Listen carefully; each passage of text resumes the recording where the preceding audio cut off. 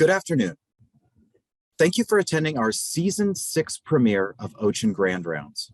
I am your host, William Pinnock, and today I could not be more excited to have Virginia Duplessis of Futures Without Violence and the National Health Resource Center on Domestic Violence present on the role of health providers in preventing and responding to adverse childhood events, also known as ACEs. Virginia Duplessis is the Associate Director of Health at Futures Without Violence and Director of the National Health Resource Center on Domestic Violence. She brings over 20 years of experience in the domestic violence, sexual assault, and public health fields. Virginia provides oversight for a range of programs designed to improve the public health response to gender-based violence. She has led several multi-sector collaborations to increase health equity, prevent childhood trauma, and develop health policies to prevent violence. Trained as a social worker, Virginia has also worked directly with community members, youth, victims, and survivors of violence as an advocate, counselor, and prevention educator.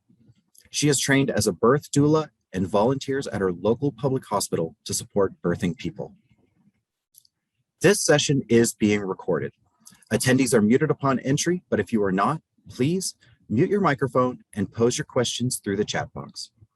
This presentation will last approximately 45 minutes, with 15 minutes at the end to answer any questions you may have. We will now pass the mic to Virginia Duplessis for Healing-Centered Engagement, the role of health providers in preventing and responding to ACEs. We will now unshare. Virginia, the screen and the microphone are yours. Great. Thank you so much. I'm so happy to be here with everyone today on the beginning of your season of Grand Rounds. That's so exciting. I feel like a celebrity now. So as William mentioned, I'm going to be talking today about how we can all play a unique and important role in addressing adverse childhood experiences in our communities. So I come to you in addition to being the director of the Health Resource Center and being part of the health team at Futures Without Violence. We are a grantee of an initiative here in California called ACEs Aware. So some of you may have heard of it. It's a statewide initiative because there was legislation here that offers reimbursement for ACEs screening. Clearly that meant more providers needed to be trained. So we have curriculum in conjunction with ACEs Aware that we provide trainings to Medicaid providers. We're called Medi-Cal here. So some of the materials that I'm sharing today were developed as part of that initiative. And a couple minutes into the presentation, we'll also be sharing a link to a Google Drive because I've got lots of great resources that I also want to make sure to share with you all. And we will, again, have some time at the end for questions.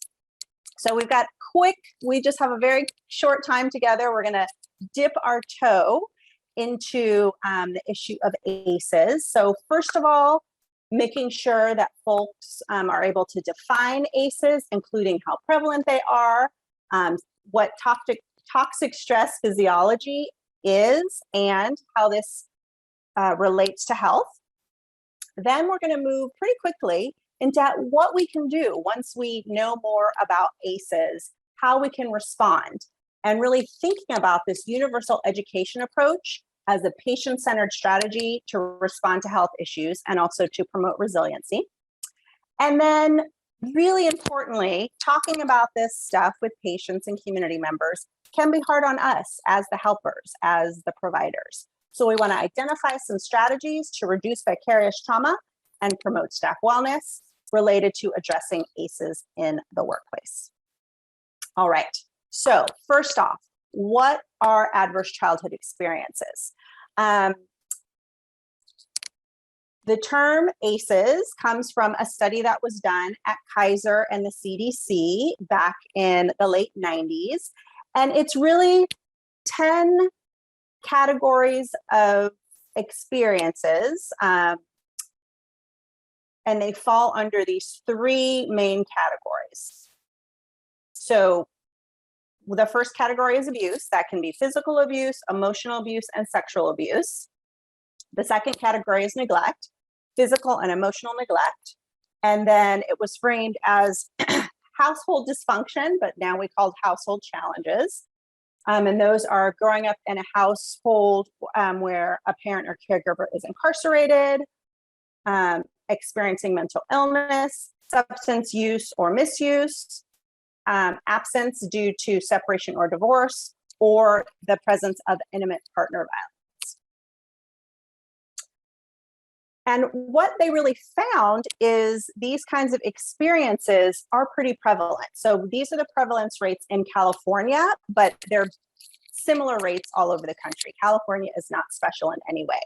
So we know that over 60% of Californians experience an ACE. So these are before you turn 18, those 10 categories that I talked about. And for people, 16% of Californians have experienced 4 or more ACEs. So if you take a look at this list, 4 of these experiences. So obviously, just on their face, we don't want people to experience violence and trauma. But we also know that it's important to understand how those experiences can impact our health.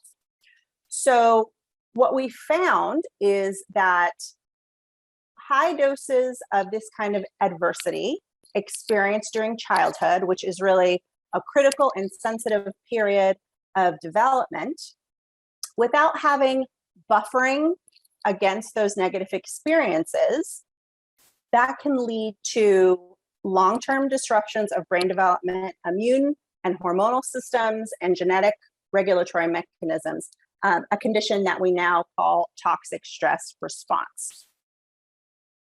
So we know that there are lifelong effects of early childhood adversity and toxic stress.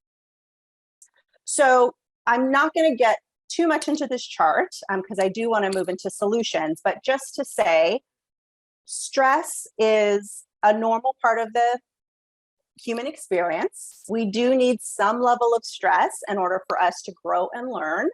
So here we have kind of this continuum of positive stress on the left side, which there's some examples, down at the bottom, just everyday stressors that we figure out coping mechanisms to work through.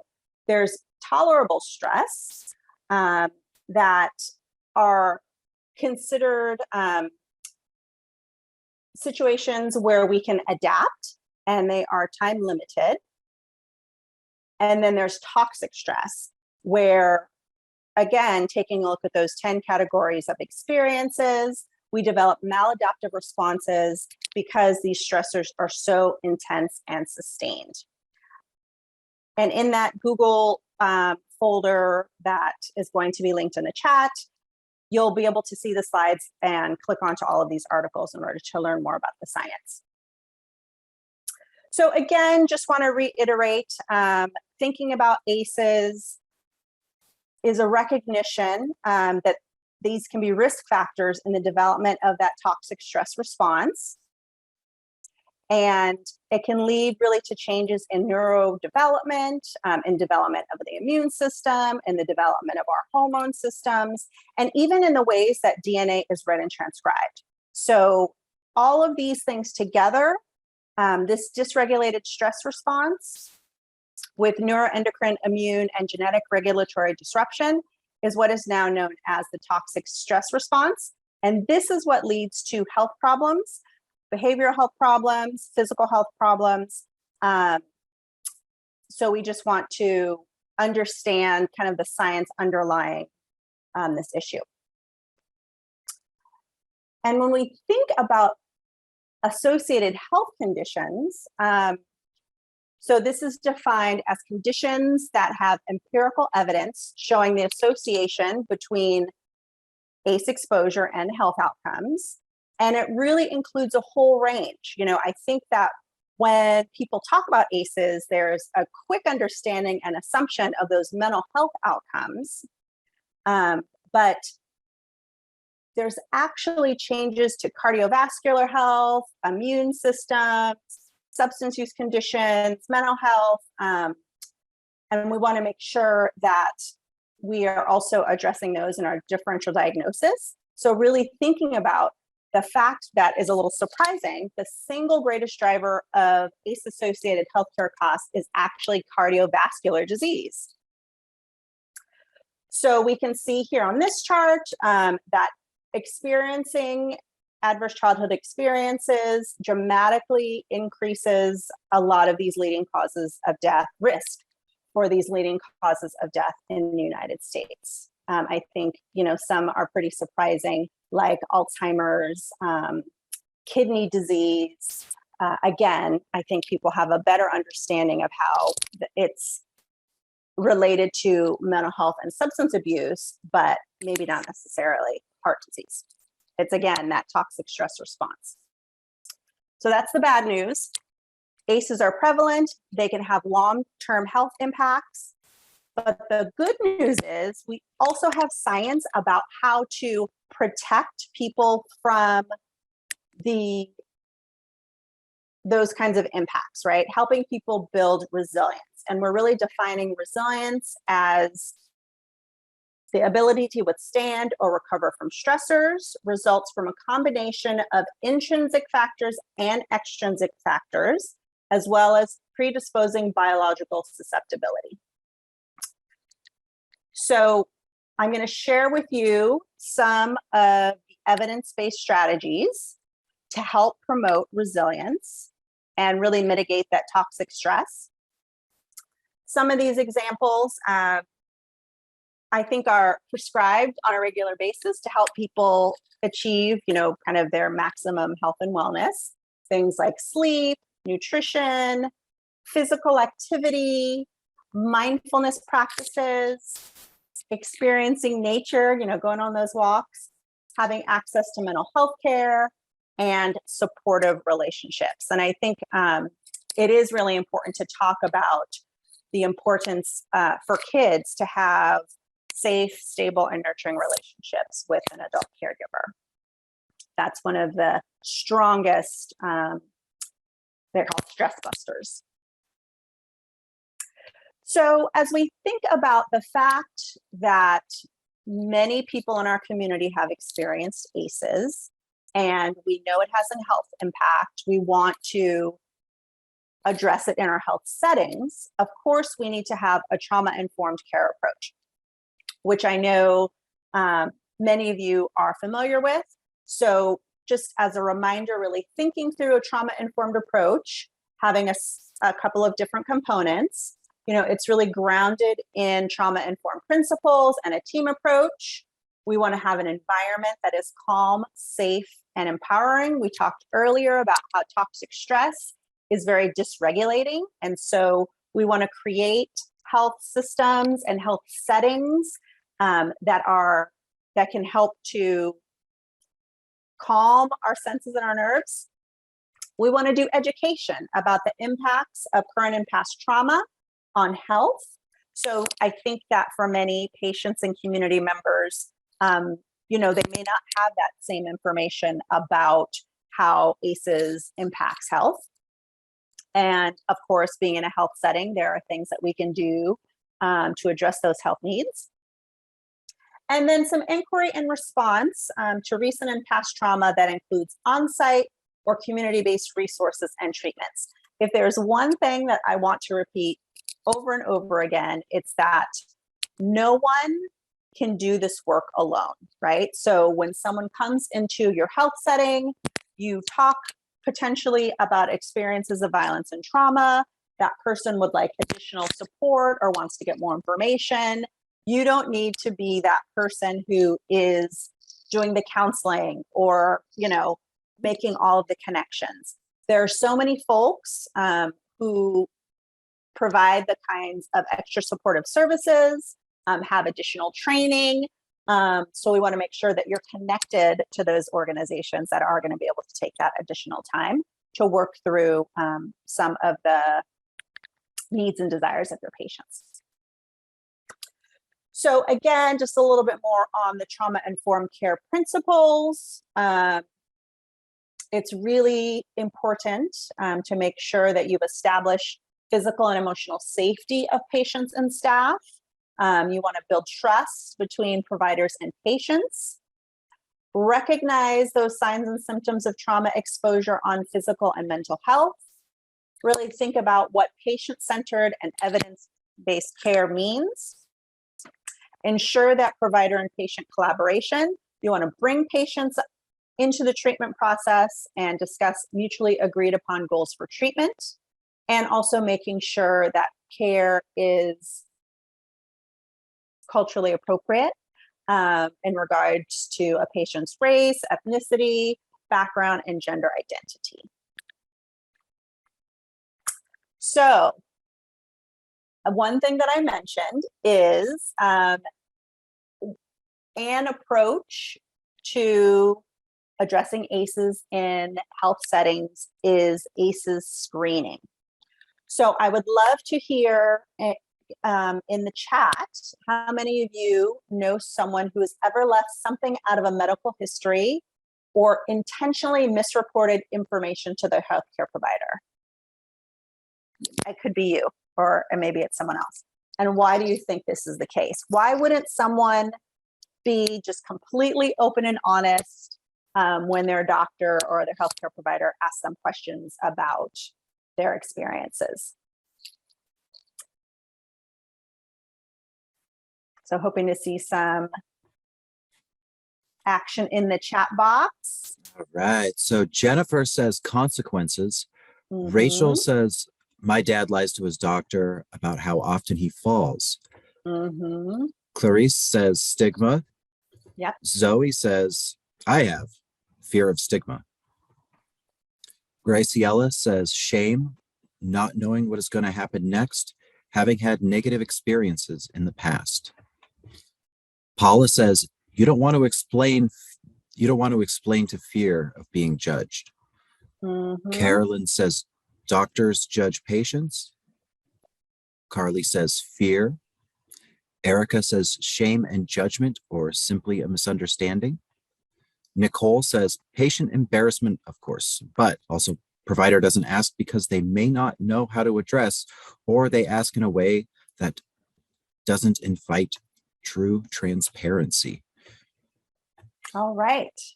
So this is, I think every time I ask this question, we get very similar responses, a lot around stigma and shame, some embarrassment, right? So I think that it's important to realize that if we are depending on screening to get information that we'd be able to use to help our patients and community members, it's not going to be super successful, especially when we're talking about something as sensitive as experiences of violence and trauma. But luckily, we have some things that can improve screening.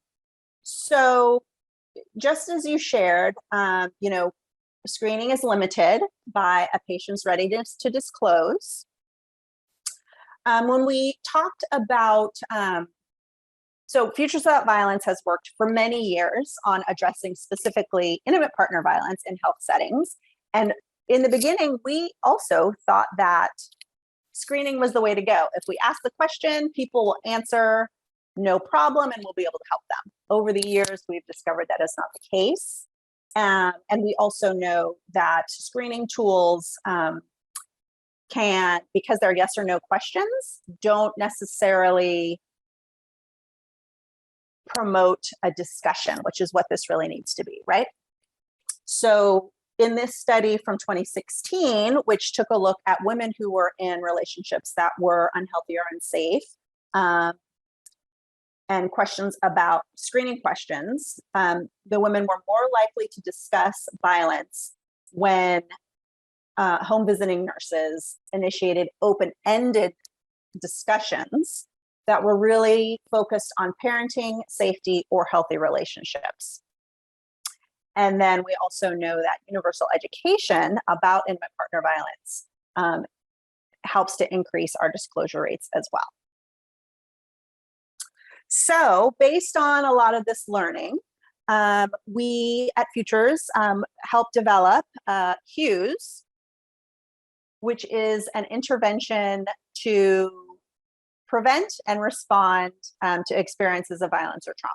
So just a little bit about how we can call it evidence-based.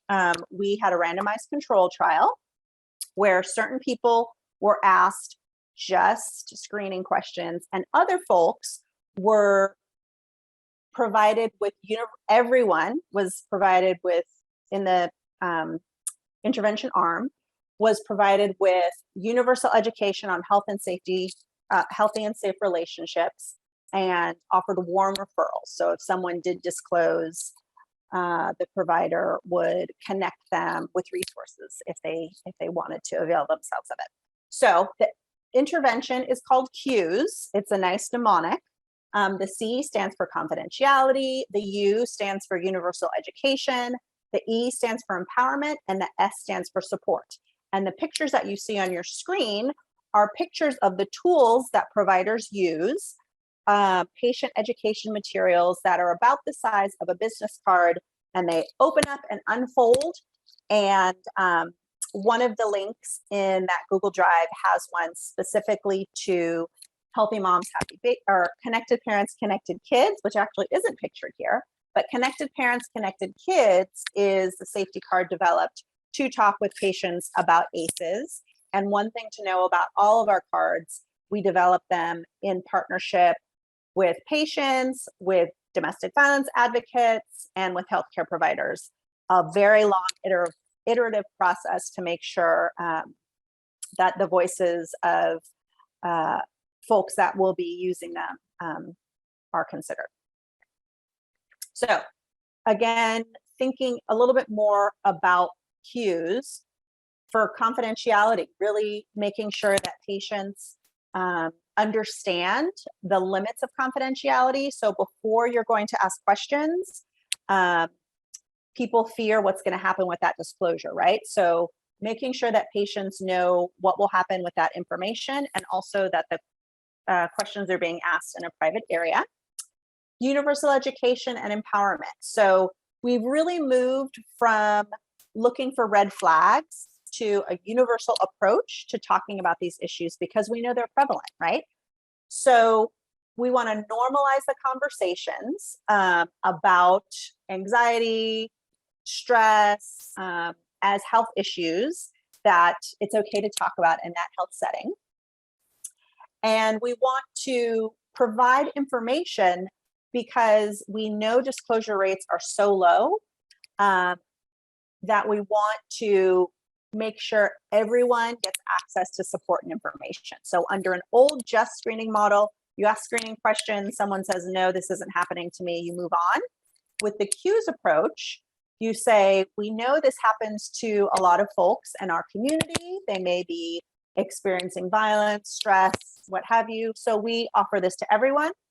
Perhaps you can share this with others in your life, right? So you're not forcing someone to say, yes, this is happening to me, in order to get really needed information. The other thing we've really found is patients so appreciate when their healthcare provider gives them information in that way of saying, maybe you can help a friend or family member, because helping someone else is good for us too, right? And I think in particular for survivors of these types of experiences, to know that your healthcare provider trusts you to take that information to others in a community to help them is really powerful. And then finally, the support piece. If someone does say, yes, this has happened in my life, is currently happening, and I would like to get more information on how, resources for help, knowing how to respond again and make that warm referral is really key.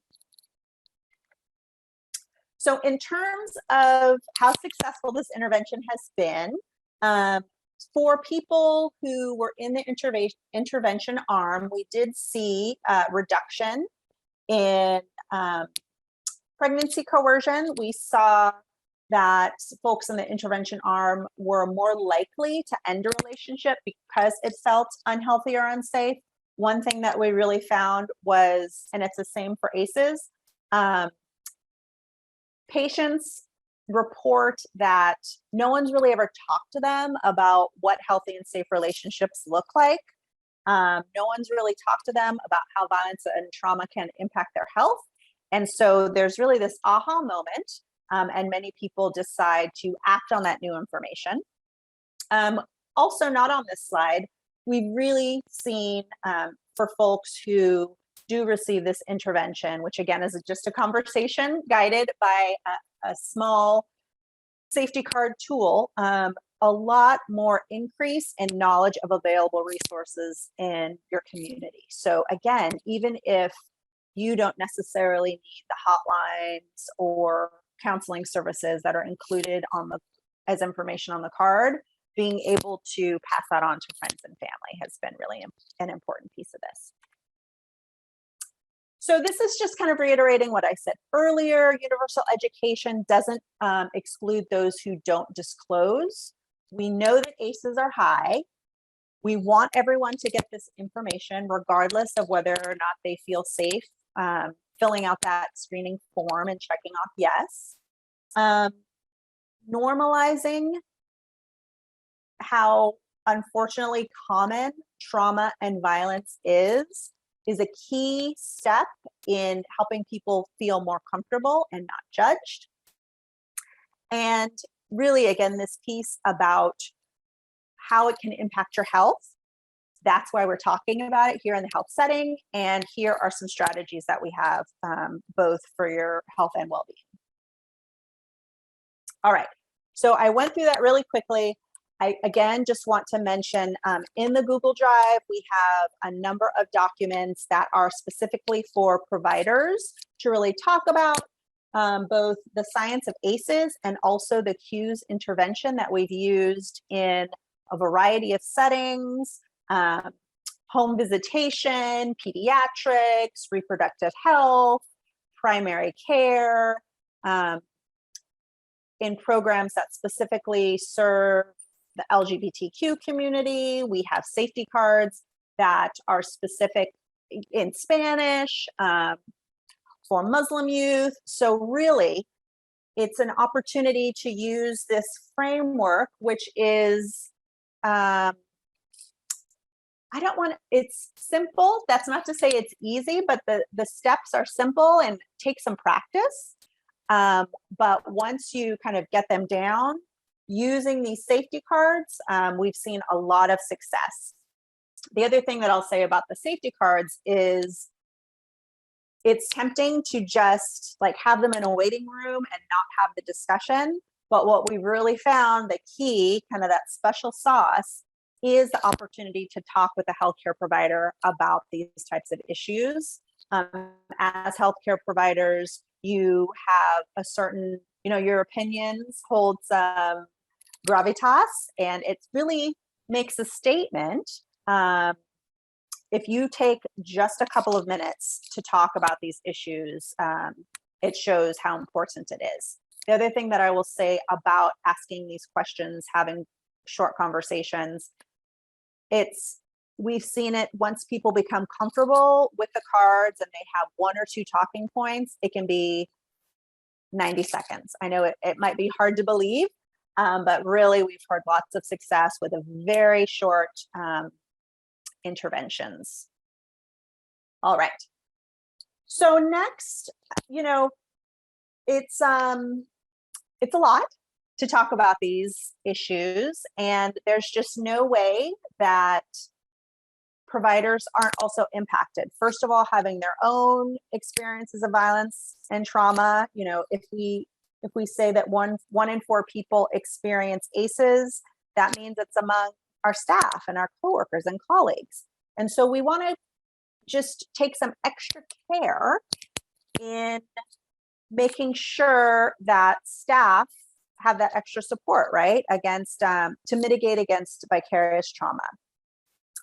So we know that healthcare professionals develop vicarious trauma through exposure to their patients' stories of violence and trauma. So we want to make sure that we have some strategies to support staff who are doing this really, really hard work.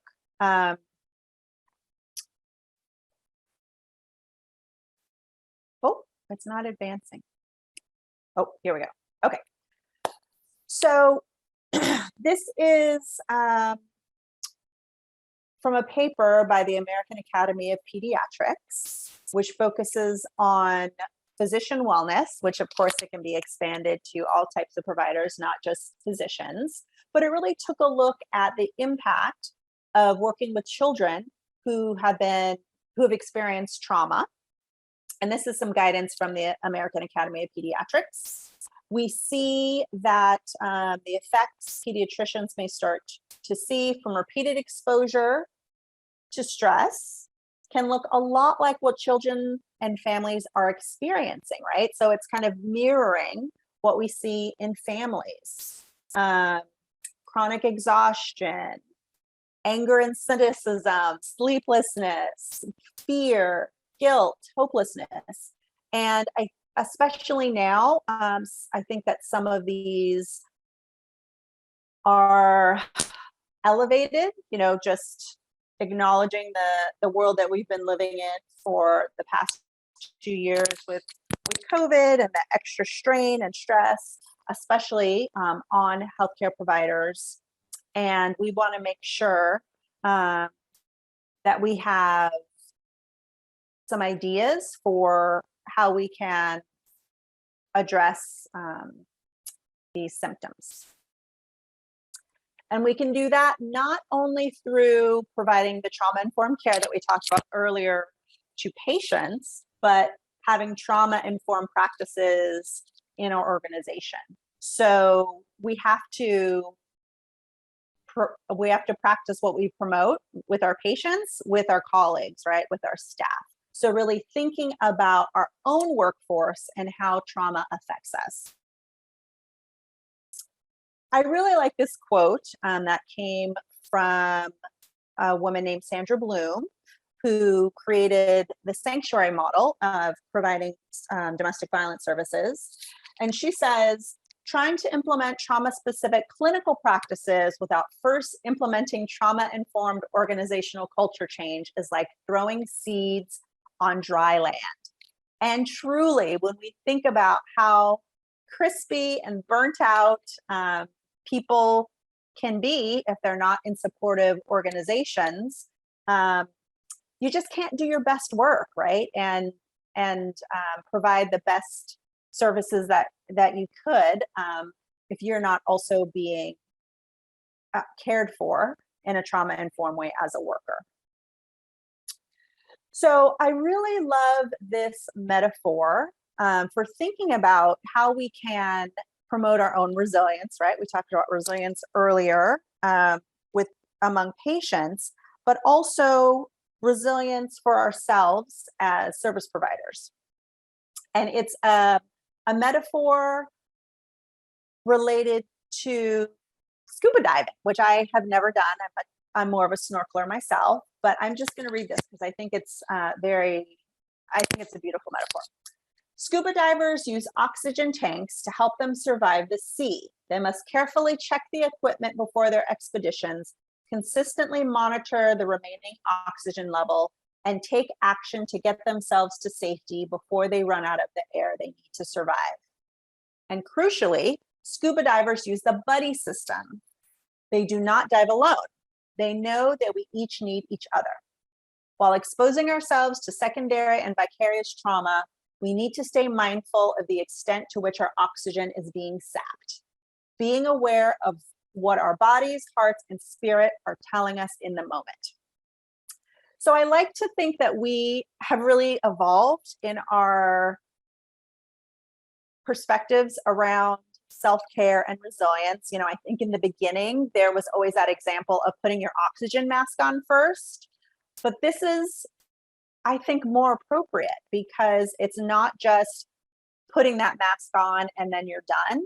It's a continual process of checking in with yourself, of having someone else to check in with. And just, again, you know, being aware of what our bodies are telling us constantly. You know, it takes a lot of work to make sure that we're staying emotionally safe and healthy. So that also we can, again, provide the best services that we can. So just thinking about some questions we might ask ourselves when we are starting to feel crispy. When I'm nearly out of reserves, I need to act. I cannot continue to be an effective helper to others if I have nothing left in my tank. Am I checking my reserves soon enough? So here we have a reminder and an opportunity, right? We don't want to wait until we are so stressed out that we're snapping at people, needing to call in sick, really feeling cynical, building in a process so that we are consistently kind of checking in. Do I have enough in my tank to get myself to safety? When I emerge from the depths, what do I need to refill my tank? So again, doing some preventative action, right? To think about, you know, that list of strategies that's going to help us become emotionally regulated, calm, and soothed, so that when we are approaching feeling out of reserves, we've got something to easily to draw on. We don't do our best thinking when we're already stressed out. So this prevention piece, I think, is really important. All right. So I've talked mostly up till this point about things that we have control over personally, right? Kind of those strategies that we can develop for ourselves, that list we have for ourselves. But of course, that is only going to work if we have an organization that also supports us. So it's a tandem exercise, right? At the same time that we have our own personal self-care practices, we need to be advocating for and implementing organizational changes that support our workforce. And we want to have a more balanced work environment.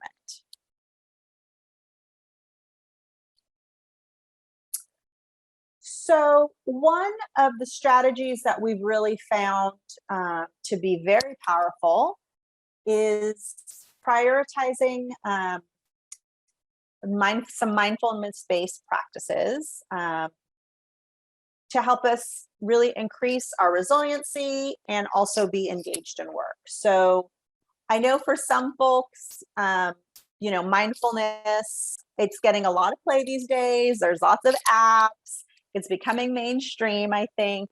And it is important to kind of acknowledge and understand there is evidence and science about how this works, and particularly for healthcare settings. So this is just a little bit of information about a study that was done about 6 years ago, and with some nurses, and you know, really seeing the impacts of having that kind of stressful job on their health and mental health. You know, really high levels of absenteeism, high blood pressure, very low work satisfaction, lots of things around stress reactivity.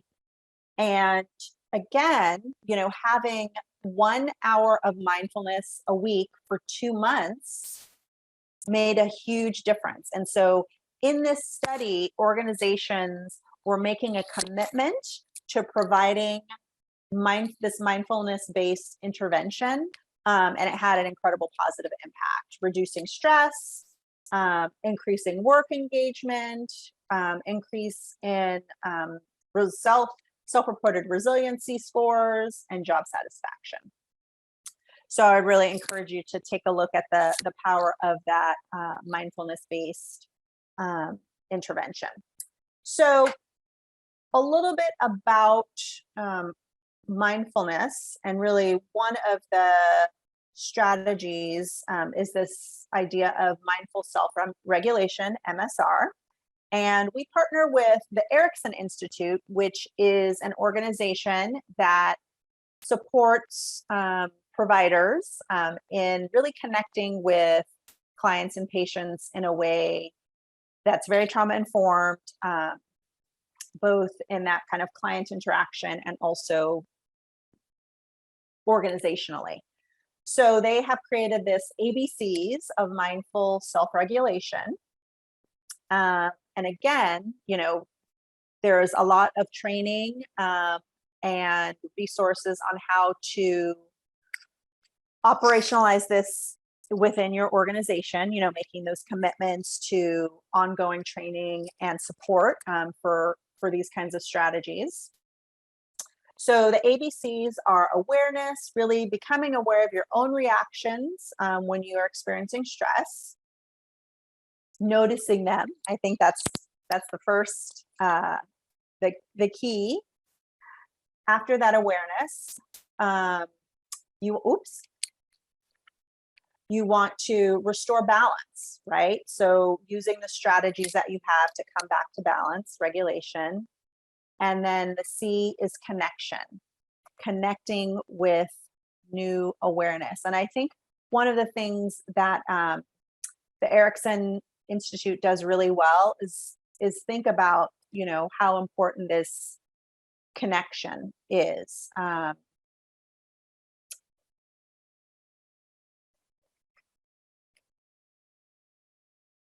So some strategies that are used in mindful self-regulation, breathing, again, breathing is having a big moment. We all do it many times a day, but really thinking about those deep breaths, those cleansing breaths.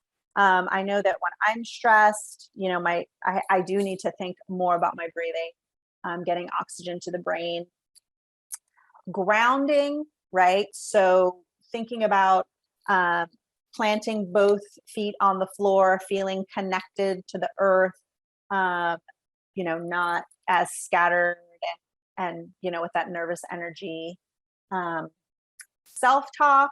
So what are messages, mantras we can create for ourselves and repeat to ourselves, you know, in our head or out loud that are going to help us, again, find some balance? And then imagery. Is there a picture of a place where you feel calm, where you feel safe, that you can turn to?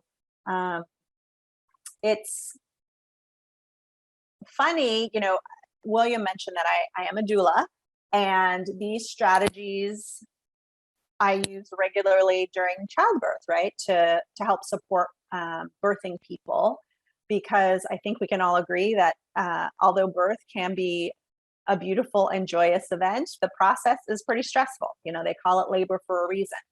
So I found all of these, and especially the imagery piece has been really powerful. The imagery actually and the self-talk, having something that you can just repeat to yourself when you're going through a hard time can really kind of bring down that stress level. And the imagery, something to focus on that's positive, that restores, you know, good memories, is really, I think I've had a lot of success with that. Okay, so I want to leave us with a short exercise. This is actually a great example of a grounding strategy. So if everyone, I'm going to trust you all, we can't see each other, but to take an opportunity to practice.